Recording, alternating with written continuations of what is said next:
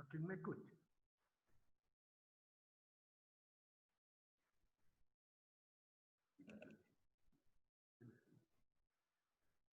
Allô? Vous m'entendez? Est-ce que vous m'entendez? Oui. Très bien. Je suis le docteur Nezal Abdelaziz.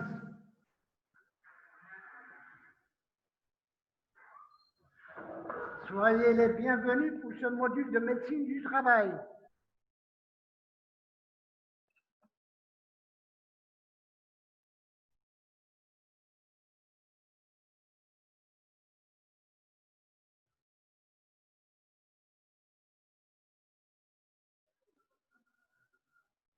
Donc, apparemment, vous n'êtes pas nombreux encore. Vous êtes à 44 participants.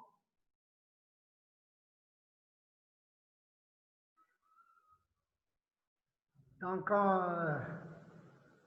je ne sais pas si je dois commencer ou là, on attend encore un peu.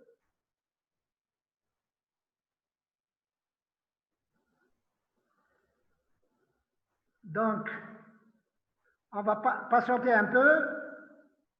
Est-ce que vous avez démarré le module hier? Oui. Très bien. Donc, on vous a déroulé 2 cours ce matin.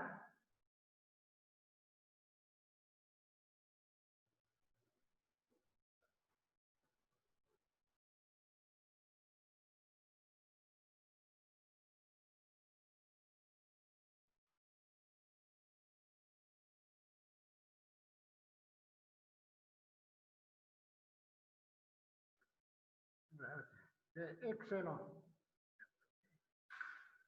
Qu'est-ce qu'on fait? On démarre ou on les attend?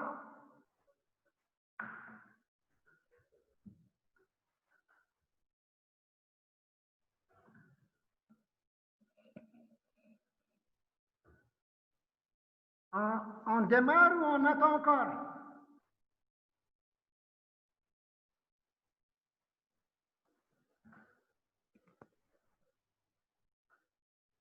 Et comme ça va?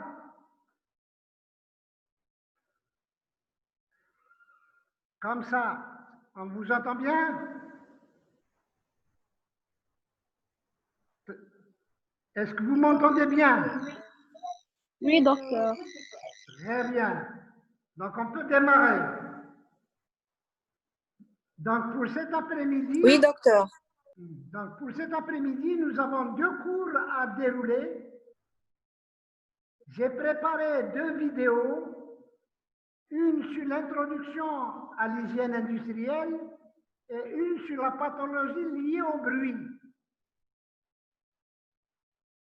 Comment on va travailler? Je vais dérouler ma première vidéo. Une fois que la vidéo est terminée, je vous donnerai 10 minutes éventuellement pour poser des questions. Est-ce que c'est compris? D'accord.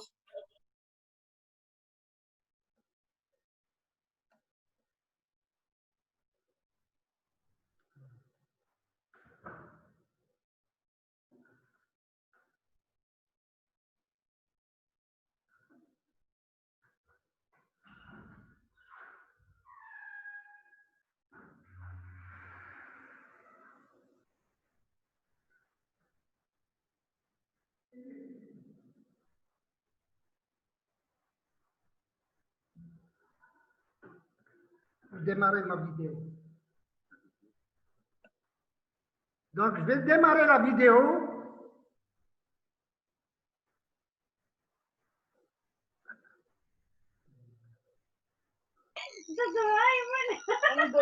Le son n'est pas clair, docteur. On va dérouler un cours introductif d'hygiène industrielle.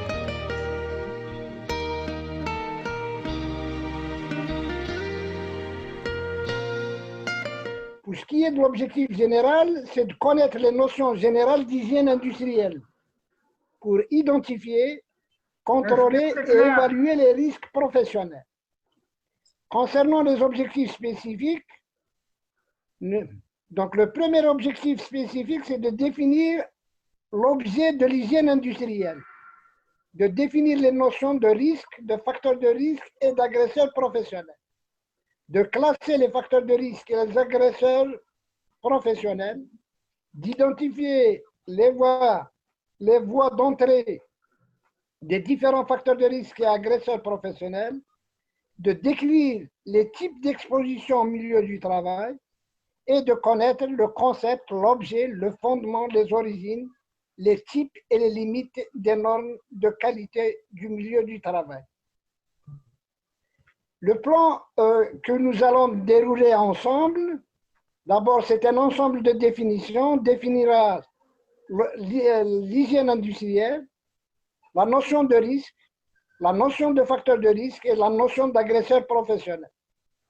Je vous proposerai également une classification des facteurs de risque et agresseurs présents en milieu professionnel selon les hygiénistes. La voie d'entrée des facteurs de risque et des agresseurs professionnels, on verra successivement la voie pulmonaire, la voie cutanée et la voie digestive. On définira également dans ce cours introductif les différents types d'exposition, l'exposition instantanée, l'exposition courte et l'exposition chronique. Enfin, on abordera les valeurs de référence habituellement appelées normes. On verra le concept, l'objet, le fondement, l'origine, les différents types de valeurs de référence et leurs limites. Définition. Première définition, c'est la définition de l'hygiène industrielle. L'hygiène industrielle, il faut savoir que c'est une science qui a pour objet l'identification, l'évaluation et le contrôle des facteurs de risque et des agresseurs professionnels.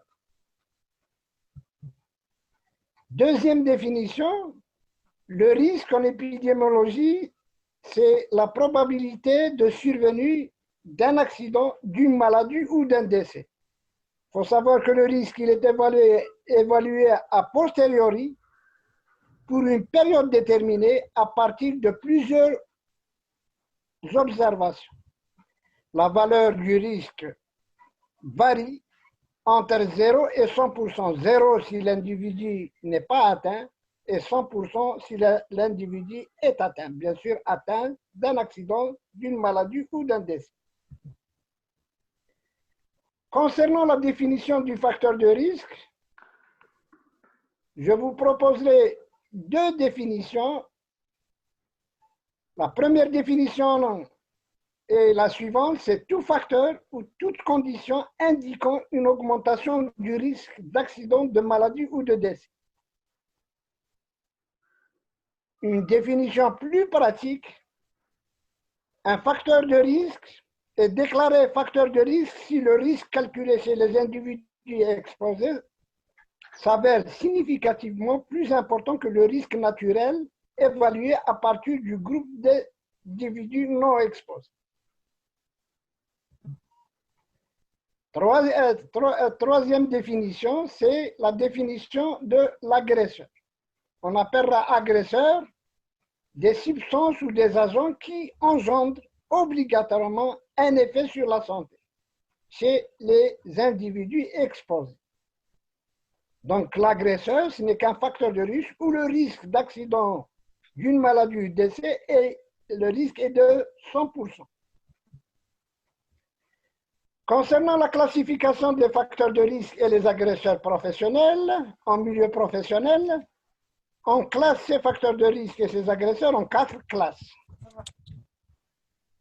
La classe des facteurs de risque et agresseurs professionnels physiques, chimiques, biologiques et ergonomiques. Pour chacune de ces classes, je vais vous proposer quelques exemples. Pour la classe des facteurs de risque et agresseurs physiques, des exemples, vous avez les rayonnements ionisants. Vous avez les rayonnements non ionisants. Vous avez le bruit, les vibrations, la pression et les ambiances thermiques chaudes et froides. Donc, c'est des facteurs de risque physiques. Pour les facteurs de risque chimiques, il existe une multitude de facteurs de risque chimiques. Mais pour leur classification, on les classe habituellement selon leur forme physique, structure chimique, leurs usages, leurs effets toxiques et selon l'industrie ou la profession.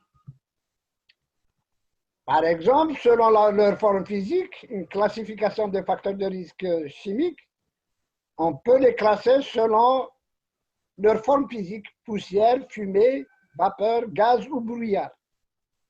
On peut les classer également selon leur structure chimique, telles que les alcools, les cétones, les amines, les isocyanates, les métaux, plomb, mercure, arsenic, beryllium, chrome et nickel.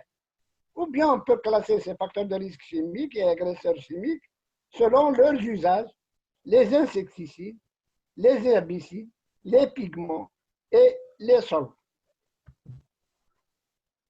On peut les classer également selon leurs effets toxiques. Les facteurs de risque, chimiques ou agresseurs chimiques, on peut les classer selon leurs effets toxiques, cancérigènes, allergènes, tératogènes, asphyxiants, irritants. Ou enfin, selon le type d'industrie ou de profession. Par exemple, l'industrie pharmaceutique, la métallurgie, les soudeurs. Pour les facteurs de risque biologiques, cette classe regroupe les micro-organismes, y compris les micro-organismes génétiquement modifiés, ce qu'on appelle les OGM, les cultures cellulaires et les endoparasites humains, qui sont susceptibles de provoquer une infection, une allergie ou une intoxication. Ça, c'est une définition du risque biologique selon la directive européenne 90-79. Pour ce qui est des facteurs de risque ergonomiques, je citerai quelques exemples.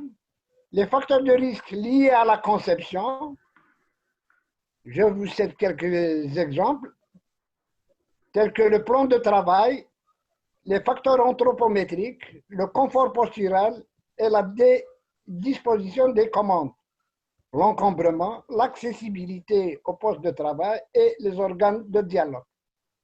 Les facteurs de risque liés à l'organisation du travail, durée de la tâche, les relations, l'autonomie, le travail en équipe.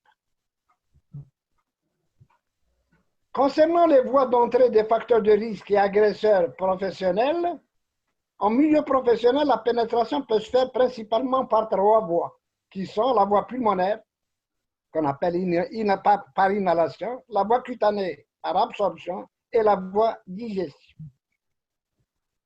Pour la voie pulmonaire, c'est une voie d'entrée principale de nombreux facteurs de risque sous forme de suspension, poussière, gaz, vapeur, fumée, brouillard, présentes dans l'air de l'environnement professionnel.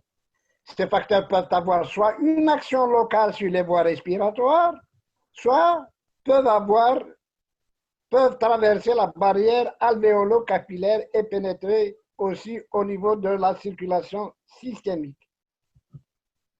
Concernant la voie cutanée, c'est une voie de pénétration qui est importante pour les facteurs de risque chimiques et biologiques essentiels. La peau joue un double rôle, sa protection et la protection également de l'organisme. La peau, même saine, ne peut pas toujours protéger. Concernant la voie digestive, elle se voit surtout chez les travailleurs ne se lavant pas les mains avant de manger, de boire et de fumer, ou conservant leur nourriture, leurs boissons et leurs cigarettes sur les lieux de travail. Elle peut être accidentelle ou s'observer en cas d'autorisme, c'est-à-dire en cas de suicide en milieu professionnel. Le meilleur moyen d'éviter l'ingestion des produits dangereux, une hygiène personnelle correcte, un accès à des installations pour se laver et un accès à des installations pour conserver et manger le repas.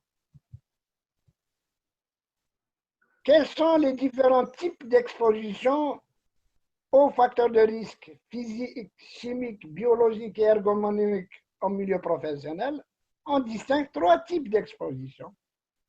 Le premier type d'exposition, ce qu'on appelle l'exposition instantanée. Je vous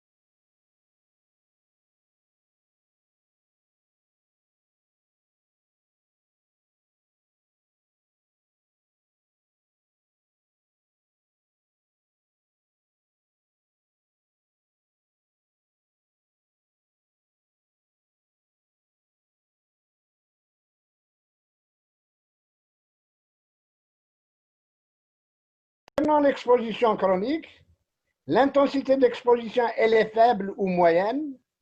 L'exposition, elle est continue, 8 heures par jour, 40 heures par semaine, pendant de nombreuses années, et les effets sur la santé apparaissent tardivement d'une façon chronique, dans le cadre d'une intoxication chronique. Je vous citerai deux exemples, les pneumoconioses et les surdités liées au bruit. Je vous rappelle que les pneumoconioses et la surdité feront l'objet d'un cours. Concernant les valeurs de référence, habituellement appelées normes, mais actuellement, tout le monde s'accorde d'éviter d'utiliser le terme norme, c'est de parler plus de valeurs de référence. Quel est le concept des valeurs de référence? La préservation de la santé des travailleurs exposés nécessite l'élimination complète des contaminants.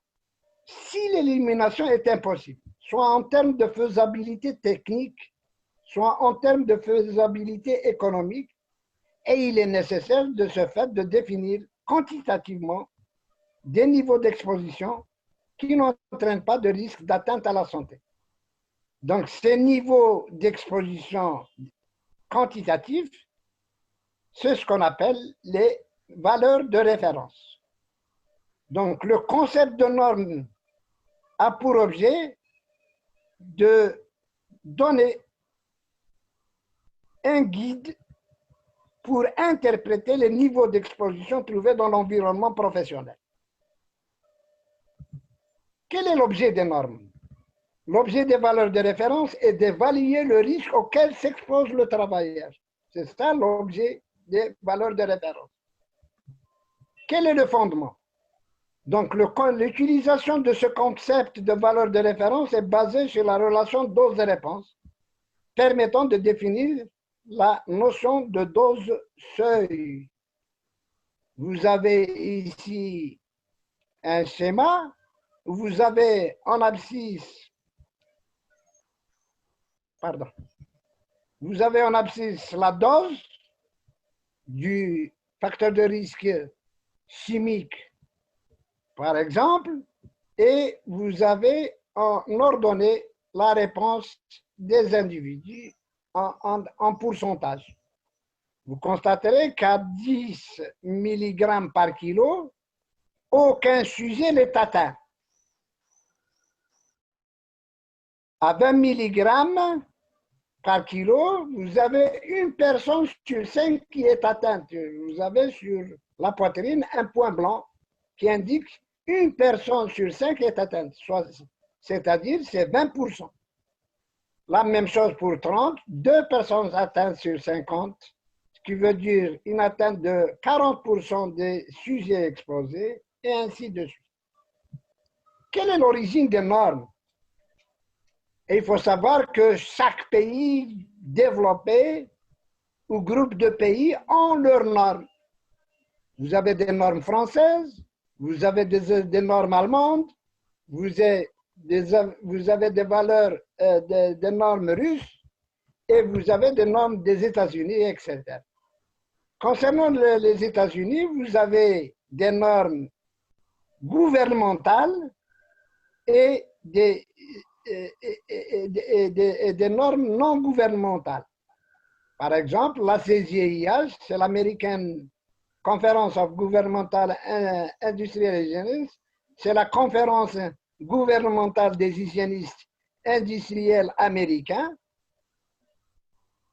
et vous avez l'OSHA et vous avez la NIOSH qui périodiquement produisent des valeurs de référence.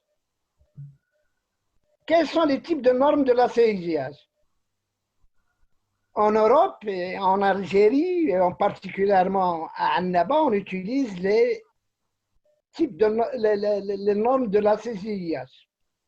Il y a 3 sortes de seuils d'exposition définis par la Conférence américaine des hygiénistes industriels gouvernementaux, la TLV-C, la TLV-STEL et la TLV-TWA. La TLV-STEL, c'est la Threshold Limit Value, c'est la valeur limite d'exposition plafond. La TLV-STEL, c'est la Threshold Limit Value Short Term Exposure limite. C'est la valeur limite d'exposition pour des expositions de courte durée. Et vous avez la TLV-TWA, c'est la Threshold Limit Value Time Weighted Average, c'est la valeur limite d'exposition pour des expositions de longue durée, pondérée en fonction du temps.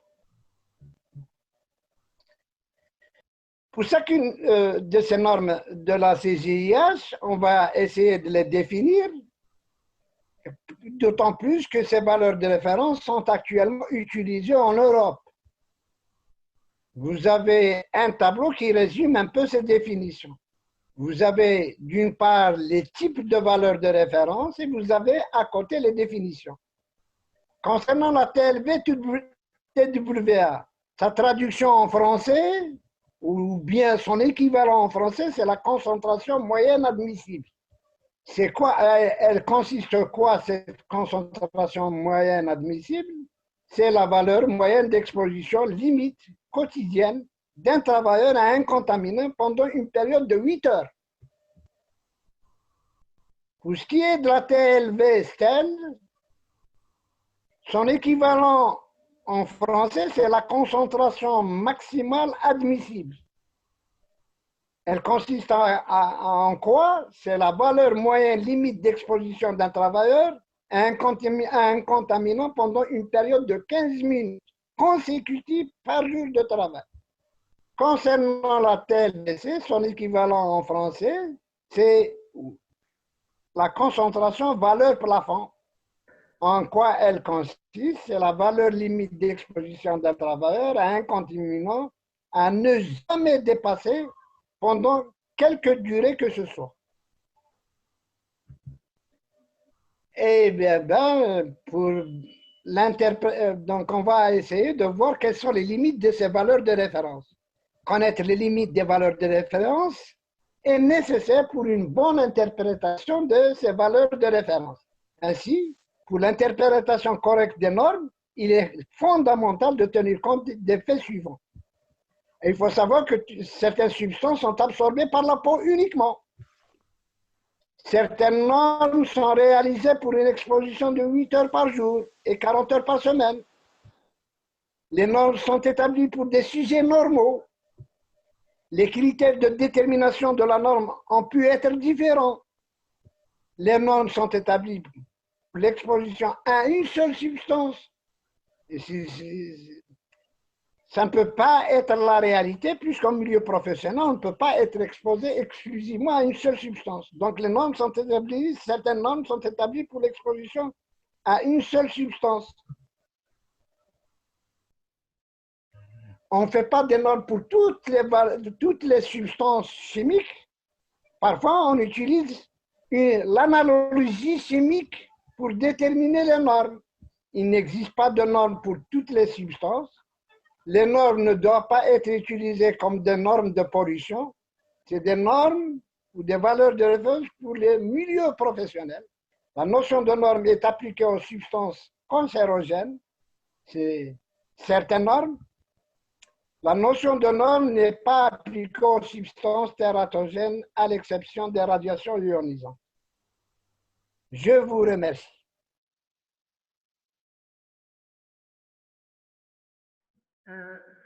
La vidéo est terminée. Est-ce que vous m'entendez?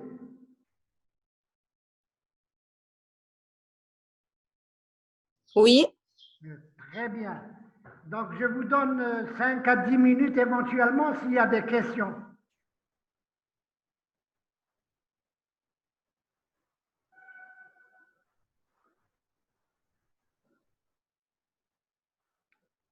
Donc, s'il y a des gens qui veulent poser des questions, ils n'ont qu'à les poser.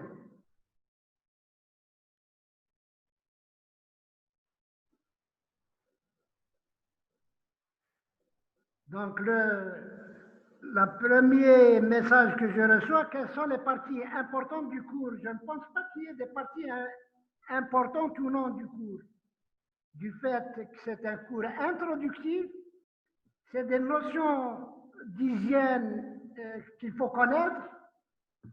Et de ce fait, tous les chapitres que j'ai abordés dans ce cours sont importants. Et vous pouvez également vous référer pour répondre encore mieux à votre question. J'ai affiché au début du cours les objectifs du cours. Les objectifs du cours, c'est pratiquement ce que vous devez connaître à la fin de la séance de ce cours.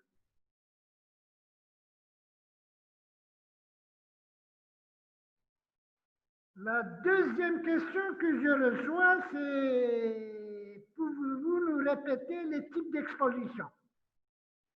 Parce que le son a été coupé. Maintenant, je vous ai dit qu'au milieu professionnel, il y a des facteurs de 4 classes de facteurs de risque et agresseurs au milieu professionnel. Vous avez les facteurs de risque et agresseurs physiques, les facteurs de risque et agresseurs chimiques, biologiques et ergonomiques. Maintenant, en milieu professionnel, je peux être exposé de 3 manières. Il y a l'exposition de courte durée, l'exposition instantanée, l'exposition de courte durée et l'exposition chronique.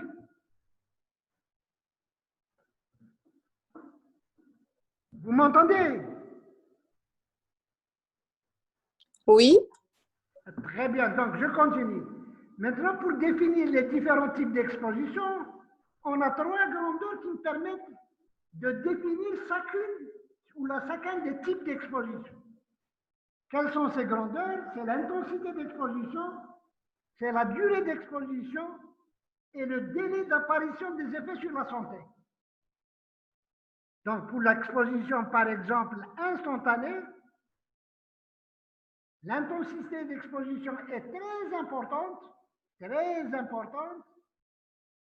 La durée d'exposition, elle est inférieure ou égale à 3 minutes et le délai d'apparition des effets sur la santé, et les effets apparaissent immédiatement après l'exposition. Pour l'exposition de courte durée, je vais utiliser les mêmes grandeurs qui me permettent de définir les différents types d'exposition.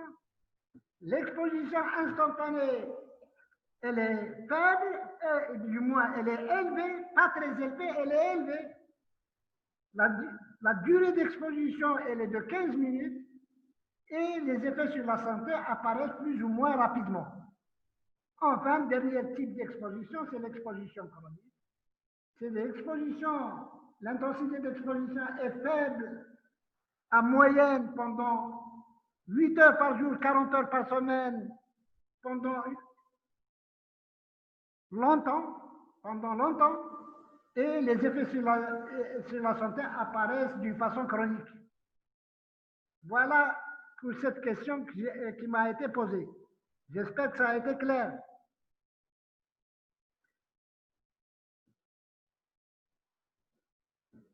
Je vois encore une question.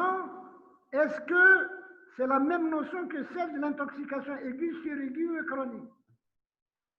C'est une excellente question, il ne faut pas faire la confusion. Je parle des types d'exposition, pas des formes d'intoxication. Les types d'exposition, ils sont trois: instantanés, courte durée et chroniques. Par contre, pour les types et pour les formes d'intoxication ou les types d'intoxication, il y a l'intoxication aiguë, suraiguë ou chronique. Je pense que j'ai répondu à la question. Est-ce qu'il y a d'autres questions?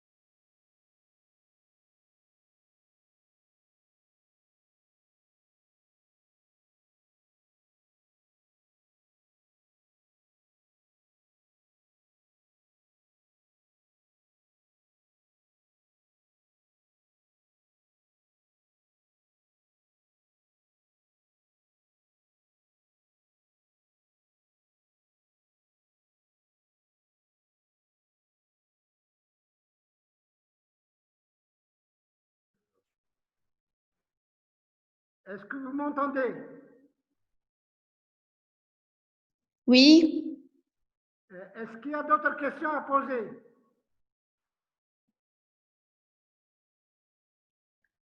Non, monsieur, merci. Donc, je peux passer à ma deuxième séance de cours. Oui. Très bien, Oui. je démarre.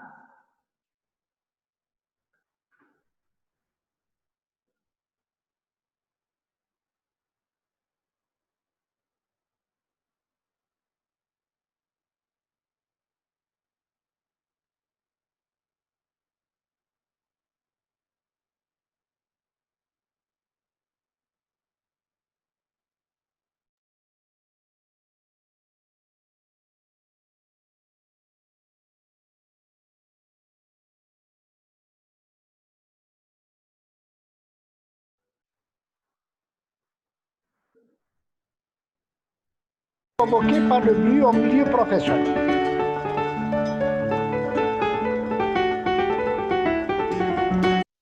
L'objectif général, à la fin de ce cours, l'étudiant sera en mesure d'identifier les effets sur la santé, sur le travail et sur la vie sociale associés à l'exposition au bruit. Concernant les objectifs spécifiques, à la fin de ce cours, l'étudiant pourra décrire les effets auditifs associés à l'exposition au bruit, de décrire les effets extra-auditifs du bruit associé à l'exposition au bruit. Troisième objectif, c'est de décrire les effets sur le travail et la vie sociale associés à l'exposition au bruit. Quatrième objectif spécifique, c'est de décrire les mesures de prévention technique et médicale relatives à l'exposition au bruit. Enfin, dernier objectif spécifique, c'est de décrire la désignation des maladies et préciser le délai de prise en charge ainsi que la durée d'exposition du tableau des maladies professionnelles réparant les affections professionnelles provoquées par le bruit. Pour l'introduction, parler de bruit, je vais commencer tout d'abord à définir qu'est-ce qu'on entend par bruit. Le bruit, au sens physique du terme, c'est un ébranlement élastique, oscillatoire et périodique du milieu dans lequel il se produit. Milieu qui peut être un gaz, un liquide ou un solide. Mais cet ébranlement, il faut qu'il soit perceptible par l'oreille humaine. Donc ça, c'est la définition physique du bruit. Maintenant, parler de bruit, quelles sont les grandeurs physiques qui me permettent d'évaluer le bruit? Il existe trois grandeurs essentiellement. C'est l'intensité du bruit, la fréquence du bruit et la durée du bruit. Quand j'entends par intensité, c'est l'amplitude